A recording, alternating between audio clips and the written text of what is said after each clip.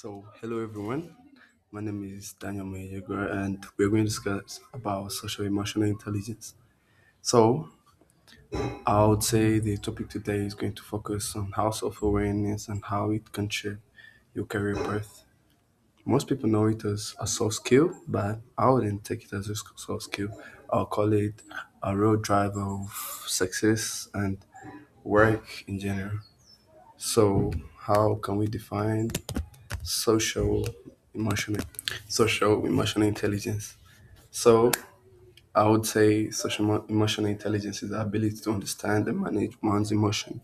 It can be either be yours or someone else's, but it is all in the foundation to build a strong relationship, or by starting with the foundation, which we can name as self-awareness, and that is according to Daniel Goleman in the 1995 article.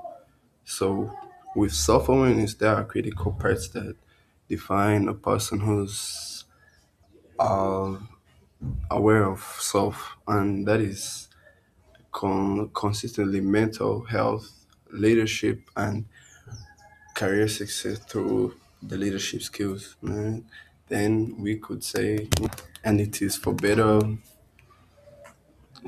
better because everything starts with self awareness, and people with a high self awareness handle stress better, and it leads to a stronger team and advance advances faster in relation building.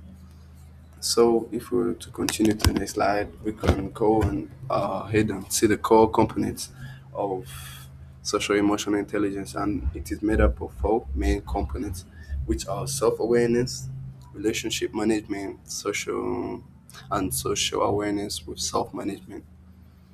And above shows a table from the Daniel Goleman's model for the four parts of social awareness, social emotional intelligence.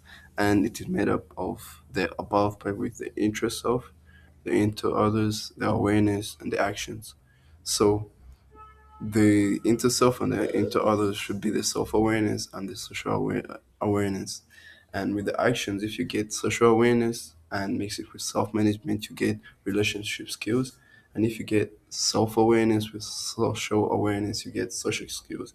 And those are the key components of building better relationships and a stronger character in work when it comes to the workspace. Now, for this next slide, we're going to do a quick self awareness assessment. So, I would want anyone who is listening to try and reflect and at least know your emotions, strengths, weaknesses, and drives, and also understand how you impact others. The third thing is you should reflect on the career impact, choose aligned paths, avoid burnout jobs, and look for the higher satisfaction, and that is according to Goldman in the 1995 original article out 2000 to 2019. Plus, I would want to give an example to reflect on this. There was a man who once worked in finance, but he didn't really love it for years and years. Then he had to reflect back on what he really liked, and he came to find out he liked helping others.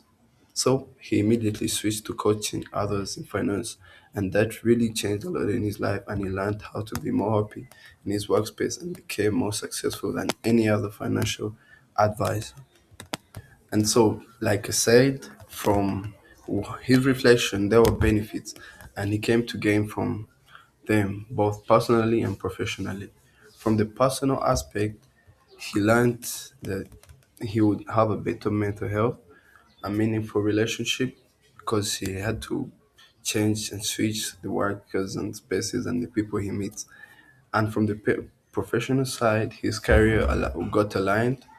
He was satisfied with his job, and his performance became greater because he had a better mental health. Pause. And next, we should go for the take action for the final thoughts. I would say to build self awareness today, personality test.